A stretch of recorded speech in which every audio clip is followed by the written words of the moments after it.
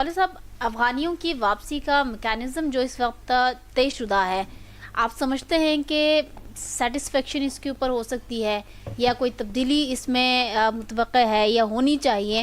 What do you think? जी, मैं जनाब शिराज साहब की बात को आगे लेके जाऊंगा कि उन्होंने कहा कि यूरोप यूके की उन्होंने बात की, एक तरक्की याफ्ता ममालिक हैं जहाँ पर वेलफेयर स्टेट्स हैं और वहाँ पे बहुत सारे इलीगल लोग होते हैं जिनको रखा जाता है, जिनको बाद में सिटीजनशिप दी जाती है, उनसे काम कराया जाता है, उनको एक इज्जत दी जाती है।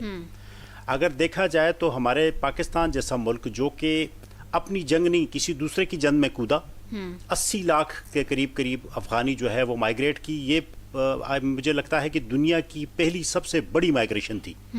उस वक़्त हमारी अपनी सकत, हमारी अपनी फाइनेंशियल पोजीशन ये नहीं थी, लेकिन हमने अपनी रोटी के 4 टुकड़े किए और उन जो हमारा ब्रदरहुड का हमने साथ दिया और उन अफगानियों को हम यहाँ पे लेके आए। लेकिन उस वक़्त की जो हुकूमत थी ये तय करना बहुत ज़रूरी था कि जब ये जंग ख़त्म हुई थी तो उनको वापस भेजना चाहिए था, लेकिन उसको प्रोलॉन्ग करते रहे। वो इसीलिए कि हमेशा से अफ़गानिस्तान के जो हालात हैं वो कभी भी ठीक नहीं रहे, कभी भी वहाँ इदारे नहीं बने, वहाँ पे मिलिटेंसी रहे, कभी भी ऐसा नहीं हुआ वो जंगों में ही रहे, वो खिता हमेशा जंगों में रहा।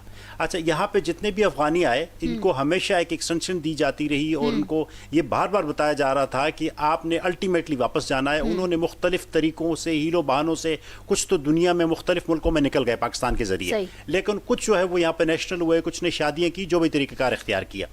लेकिन अब हमें एक दफ़ा इस बात को, अपनी पॉलिसी को रिविजिट करना पड़ेगा बाय डिज़ाइन कि इसका हमारी जो सिक्योरिटी पॉलिसी है वो क्या है।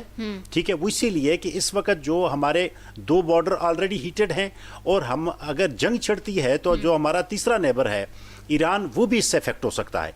हमें ये बात पार्लियामेंट में लानी चाहिए, पार्लियामेंट तक चारों सूबों में ये बात डिस्कस होनी चाहिए, बल्कि कश्मीर, आज़ाद कश्मीर और गिलगित बल्तिस्तान की असम्बली में भी इसको लाना चाहिए और इसके ऊपर कौमी अवामी राय लेनी चाहिए।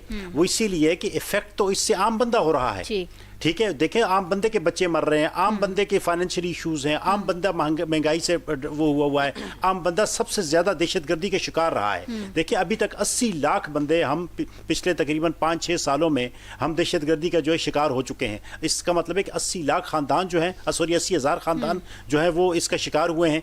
उन खानदानों का क्या है कि कहाँ कौन उनका पुरसान हाल है। तो इस वक्त ये जरूरी है कि पार्लियामेंट में इसके ऊपर एक सिरे हासिल गुफ्तगू की जाए और एक पूरी अस्करियत, जो हमारी अस्करी वो जो जमात है, देखिए ना, जो हमारी क़यादत है, उसके पीछे खड़े होकर और इस